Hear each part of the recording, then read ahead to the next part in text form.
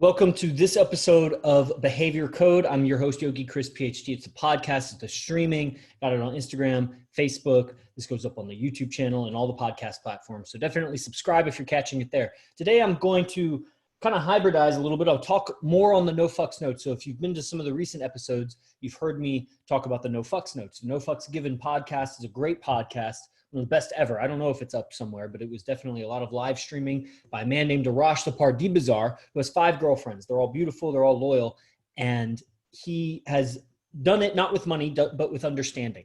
So he didn't have $1 billion. There's billionaires out there that would give up tens of millions of dollars for a beautiful woman to be loyal to them.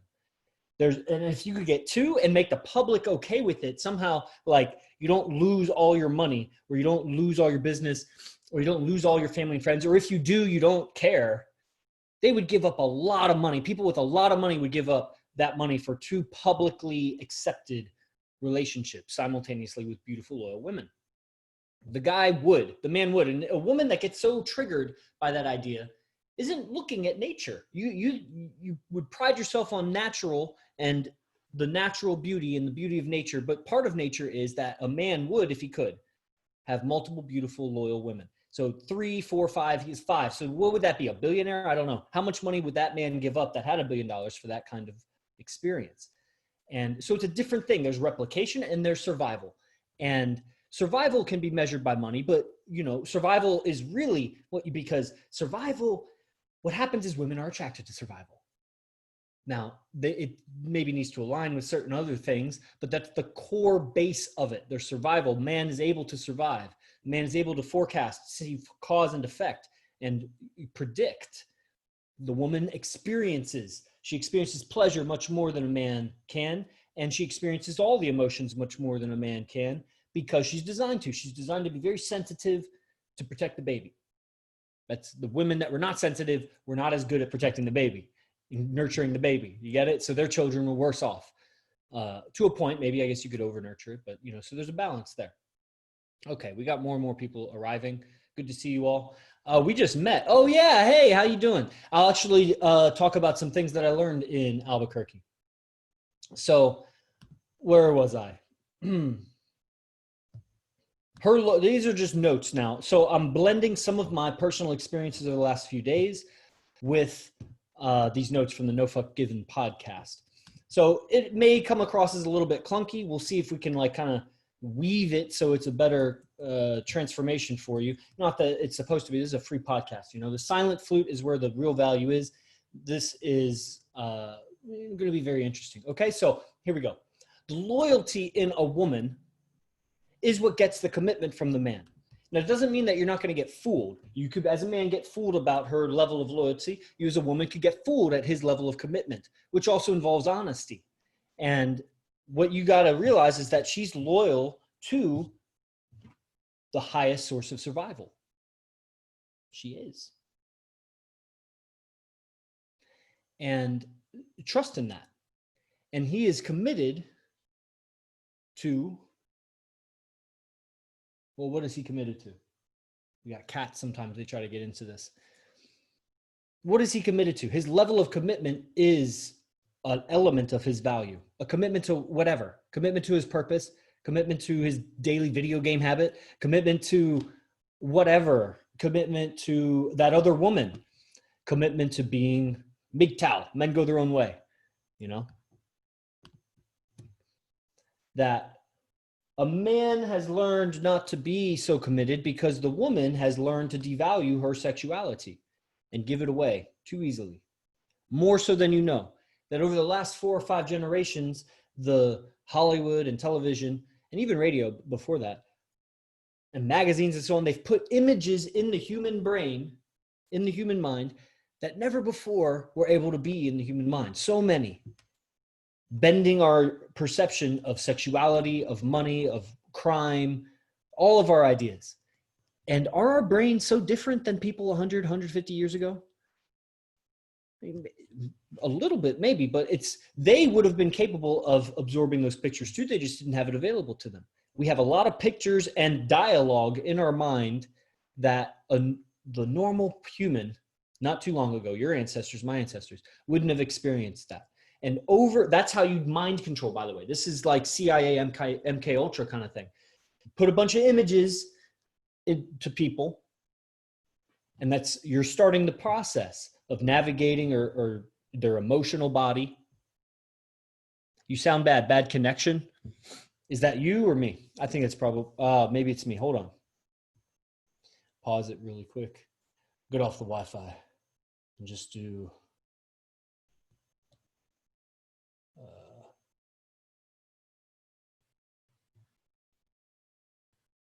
I hope it didn't end it. Oh, it did, didn't it? On Instagram there.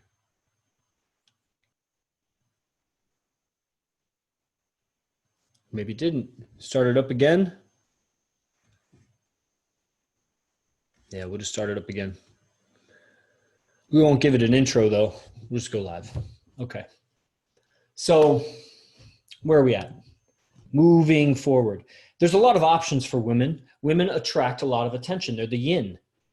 A man has to have skill in dating. She has to have skill in how she presents herself. And there's definitely skills that you just learn as you mature in life. Not all skills are made equal. Just because you commit 10 seconds to an activity or 10 minutes, 10 hours, 10 years, whatever, and I do this to this other activity doesn't make this activity equally valuable to yours. There's partly what does the marketplace value, which is bent by perception. You know, they put pictures in front of you and it bends your consumerism. It bends what you think is valuable. And then there's the genetic response, which can also have a variance because eventually if you go backwards in time, like I said, I think in the silent flute yesterday, maybe I didn't go into it like this, but you have in your ancestry basically all human experiences, from being a king and being royalty to being peasants to being raped to being born of that to all the way to just being, you know, the highest level, chief, wife of the chief, son or daughter of the chief, you know, somewhere in your genes is all of the experiences of life, having multiple women, having no women throughout your life as a man. And we're not really born of very few homosexuals, but the gene keeps coming up, and maybe it's a choice and maybe it's part, because definitely there are some people that choose it. And there are definitely some people that would say they don't choose it. So it keeps reoccurring, and there's reasons for that. Men is because, besides the fact that it maybe just persists, is that some gay men do mate. That happens.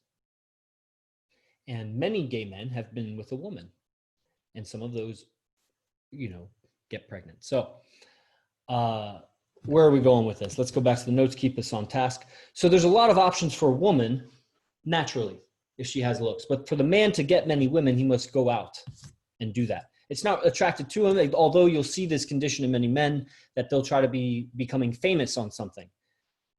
They want to be their music famous. They want to be basically anything. Any ambition, they're going to want to have world fame. And why is that? Because it becomes that passive attractor. You have a yin presence in the world that pulls to you choice in business and in mates. But what do you want the choice in business for? For more money? Why? So that for more money, for more money, for more power, more money, more power. Why? To help people. Okay, then what? Then what? Then when you've done that, then I can die happy. Okay, so never, relationships aren't a part of that at all, right? Well, yes or no. Some people, what do you think? If you're watching, you know, comment, where is your priority? Is your, what would you say relationships stack up in your priority? Like first, second, do you think of it like that? If you don't, I'm inviting you to. You know, as a man, you have a purpose. Part of that purpose involves a personal evolution. If you're a man on a strategy going for your purpose, DC says first, there needs to be some strategy and some understanding of what it takes to get there. Cause and effect. Okay, now in the process, there's going to be communication is what brings about what results you're wanting. Even if you're trying to be like a painter, that's a communication. You're a photographer, you're communicating artwork. And then when you go to sell it, you still need to communicate. In most industries, whatever you're doing requires talking, communication. So how you communicate is going to attract or repel, bring or you know, repel situations, people, responses, right? Just look at it like that. Your communication does that. And What are you doing in life that's so important, that's more important than the qualities of your relationships? Because even in your business or whatever you're endeavoring to do, it's all going to take communication, and that means another person. And what's the quality of your relationship with the person? Right. Okay. So, maybe some of these things, they don't really fit in. So I'll skip on to this next note. If you're not okay with how you were acting, you were probably acting out of fear that this basic information, that the fear or insecurity, they come together a lot of times. If it's not a real danger, like a bear right in front of you, a car's coming at you or pointing a gun at you, like if it's a situation, let's say you're a man, you're interacting with a woman, even a woman, if you're interacting with a man, a lot of times you're not really in danger, but there's a insecurity that is being expressed as a fear. What are you afraid of? What are you really afraid of? What are you insecure about in that situation? She won't want me. She doesn't have time for this. I'm going to lose access to this or that, or however you describe it. Let's look at this. They should be first. What should be first? That's a comment from the audience. So men lie a lot of times in these relationships because you need skill is attracting her. You have to attract her yin energy. And men will lie because the man that has the skills to, let's say, be with many women, that has such a agreeable personality and maybe understands enough about escalation that he gets what he wants. A lot of times, and I would say almost every time I experience it outside of IMC Nation, they're lying to one or the other woman. How honest you need to be is going to maybe depend on the woman. But you can clarify those boundaries with her. But you just say your truth. Like, yeah, I'm with other women. I get with women. I have many female friends, and not all of them get with me. And it's not about that. But I'm not needy. I don't like to hit on women. And I like to take care of women that are around me.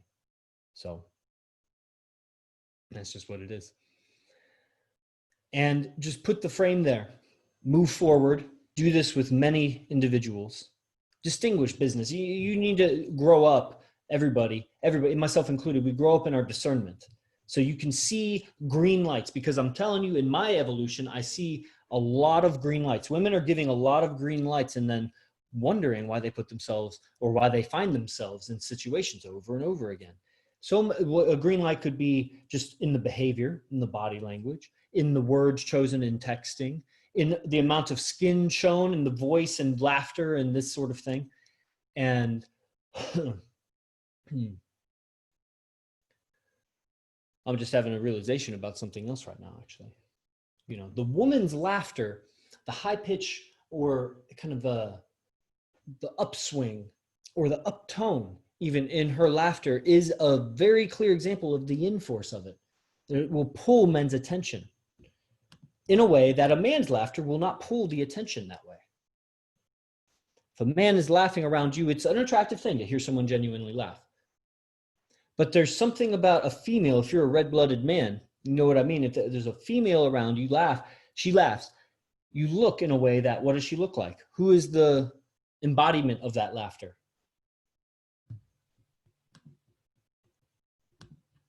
Very interesting. I just had a flashback about something. So in this philosophy, moving forward, all of you have you have a network of connections, and as things open up in the world, you expand that network connection. You go out in the world and you just bring your interactions into people. Just see it like that. That's all it is. A lot of this is just free yourself of the invisible boundaries that it's anything other than you're just going out in the world and giving yourself, exchanging. You have your own practices, your yoga practice, or whatever kind of disciplines that you have, calisthenics or whatever, that you clear yourself of all of the connections with the people that you've communicated with. Not that you need to, but you got to center sometimes. there's a lot of what you might call like mirroring, or you taking on the gestures and mannerisms and things of people you're around. Maybe you want that, but you need to find your center, or you just become a mosaic of other people. And that's what will hurt later, when you do something that you don't realize how much you care about the opinions of other people until you do it. And then people withdraw their, their blessings about it. And you feel that, even though ethically, don't care about the opinions of other people or whatever, like you still feel it because you did care about their opinions, because you had a personality that was molded in their image. You were highly resonating, and it hurt when they withdrew. So you go through that. That's a part of you that needs to strengthen, and but not necessarily like callous, but like it needs to open. It's a part in your system that you can experience that hurt. You can experience that pleasure too. But before you felt the hurt, you were just in ignorance about it. You were numb to it. It was just there. That sensory experience inside turned to hurt. And then that opens it up for future pleasure. Okay. Interesting. When you get into relationships, and the science of relationships and the art of relationships, and even if you don't even look at it like that, when you just think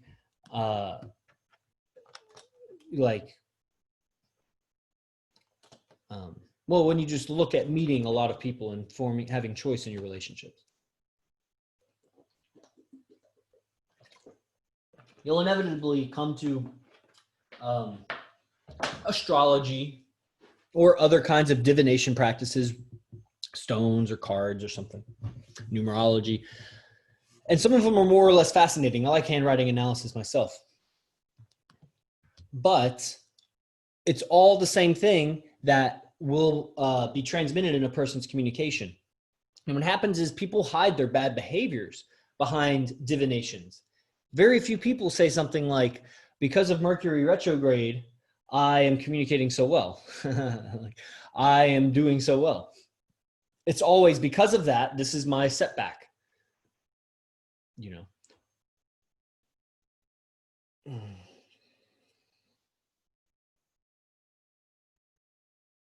Wow, I'm having so many flashbacks. It's amazing. When you talk what you talk about, you get clearer on that subject.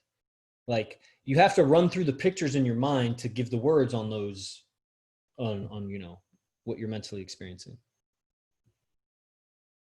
If you can follow what I'm saying. Like, when you're teaching something, if you haven't been teaching much, just look at it like this. This is kind of how communication works in the mind, where you're going to see what you want to say before you say it. There's a part in your mind and your imagination that you see what you want to say and you speak. And anyway, moving on, let's go back to philosophy of love notes here. So going into words, I am a robot. Okay. I used to call this a lot in the silent flute. I would talk about the human is like a robot. And I think my girlfriend at the time, or maybe it was someone else in the group, didn't like being thought of as or maybe she really liked it. Someone else didn't like it. I forget. But as a robot, it's like a machine, and you've taken on like an idea robot. You've taken on ideas, and this is part of your identity. We went heavily into it in the silent flute yesterday, but you have you're a collection of ideas walking around, and you're looking for better ideas for whatever you could say like your radar or your target. You're targeting some aims in life, and you've been collecting ideas to get you to those aims. You maybe don't realize how many ideas you have from your deeper past that you're still operating with, that you're not questioning. Maybe you're not even noticing that they're happening. Inflection went way up there. You say relationships should be first.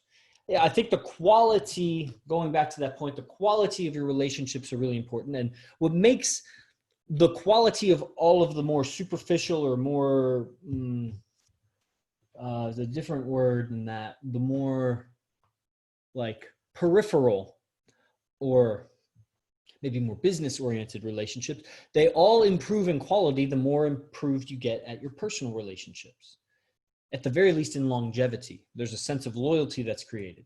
there's a big hurt that can come when that is gone, but the skills of quality of relationship with people, a lot of people, comes from the qualities of your deep intimate relationship, because there's a lot of, you could use this language is like the shadow self you project onto the other person, the part of you that you're not aware of, like I was just talking about.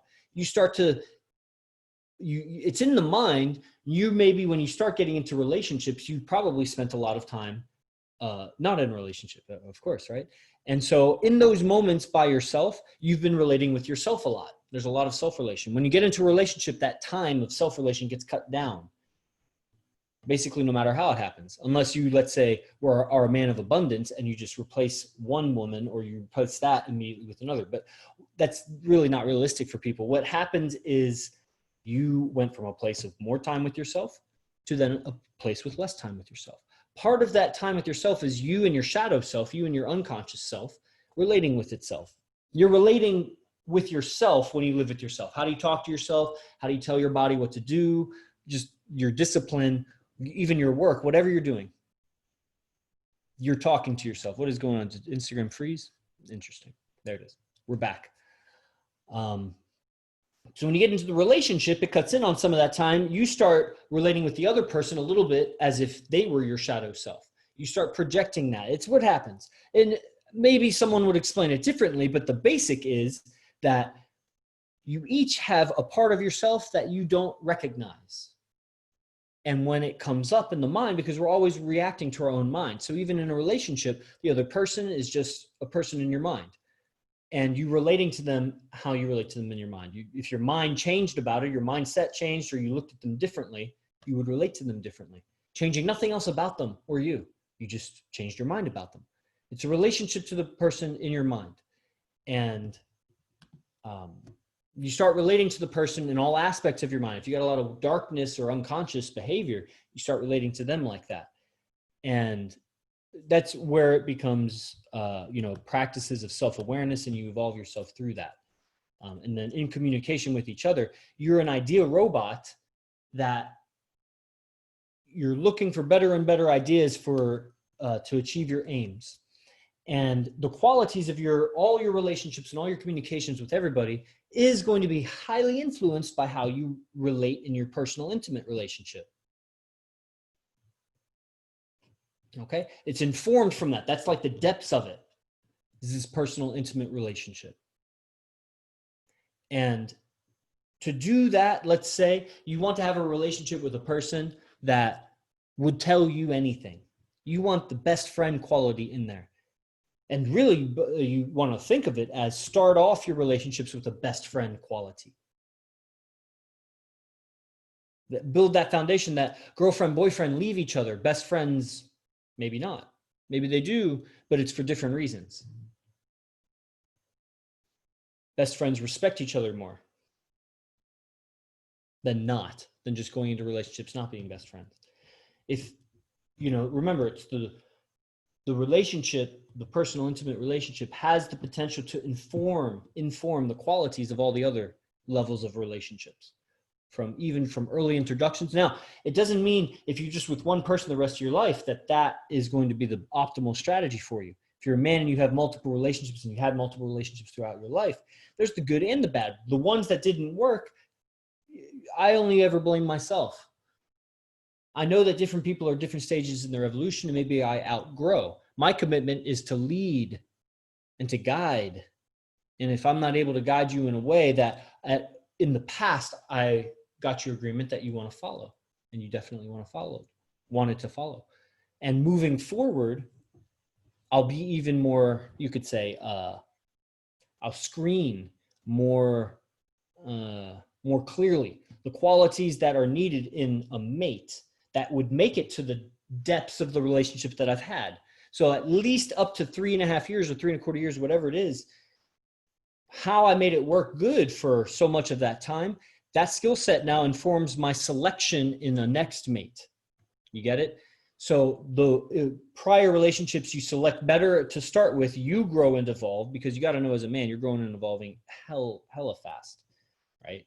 You don't understand the difference in curve. You grew up around girls in public schools and you don't understand that their development was more younger than yours. It's not happening the same way. Men and women are not the same. You're hitting your 20s, your 30s, even your 40s. It's not happening. You're not aging the same. Cognitively, physically, and then when you understand the male-female value exchange and what's really going on planet Earth, what's really going on through the genetics of humans, it should be painfully obvious to some people. But remember, the truth is not the pain. It's the lie. The lie that you bought is the pain. You bought a lie. So all you can do is just learn the truth and then apply it starting now. And you're going to be abrasive at first, and you're going to be insensitive, and people are going to get offended, and blah, blah, blah. But you speak the truth even if your voice trembles, and you care for who you love about. So if you say it in a way that makes them cry, like whatever, like you make it right. Make it right. But you don't need to lie, because this is where men need to regain their honor. Lying too much. It's painful how dumb a man must be to lie, that you're scared of the woman. It's painful how dumb it is for a woman to buy the lie, because no guy ever taught her.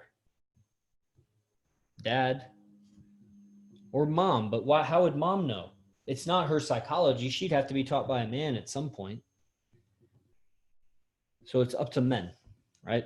So we understand the underpinnings of male-female dynamics.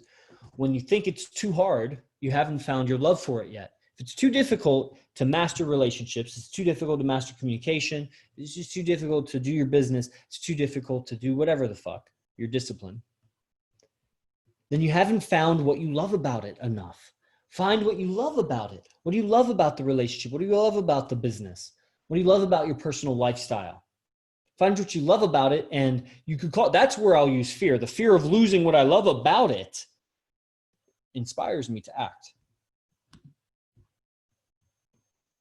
Okay? So it's a very spiritual practice to go into relationships. Very spiritual. Why? Because I see it as at least three things are happening here. We have survival, we have replication, and we have, you could call it like contentment or spiritual. There's a spiritual pursuit to, understand, have wisdom, and ultimately, as a human recognizes their mortality, that there's going to be, if you age, normally, naturally, and it's not like a sudden death or something, you'll more and more contemplate the passing of your time. And what have you done with your time? What have you done with your time? Okay. So when that happens, when you actually pass, all of your problems go away. The identity was holding on to the problems. The biggest problems, maybe they go carry on with you, like karmas or whatever, but those are all bigger than death, right? Because they carry with you many lifetimes. But death is a bigger problem than all the other problems of life. If you were to die right now, a lot of the problems wouldn't be problems. So all of those kinds of problems, that's part of the spiritual game. The physical game is going to be male-female. The physical game is the yin-yang. The physical game is the mating game. And it's the survival game of money and power and influence for the survival game, or for the replication game. And I know it's like jargon terms, it's like dorky, but that's what it is. It's masculine, feminine. And this language of survival replication is just a surrogate for yang and yin. Guys, they get turned on by her image, but the girls, they get turned on by his words. His words communicate his status, his mind. It's a mental status. His image means something, about as much as her words mean. He's going to feel what he feels with her beauty, even if she doesn't speak his language or doesn't speak any at all, So there's a difference. This game, when you understand the game that's going on between the male-female, the dynamic in the human species, then you can separate that away from the obstacles to contentment. That there is the mating game and the survival game happening, and then the other frustrations might be spiritual. But a lot of people are trying to, Yeah, I've been getting that on Instagram. Maybe this isn't the best room to do the Instagram. I'll change it up if I do a feed tomorrow. I'll do better on Instagram. But the link should be in the bio. I didn't comment on this one. Okay. So is that it? Is that the last one? Yeah. So what happens is you get a lot of women that are sacrificing their looks for their smarts. They're trying to get smart. And you got guys that are sacrificing their smarts for their looks. Just look at it like that. Your skill in the end, guys, is going to be what gets you the girl, not your looks as much.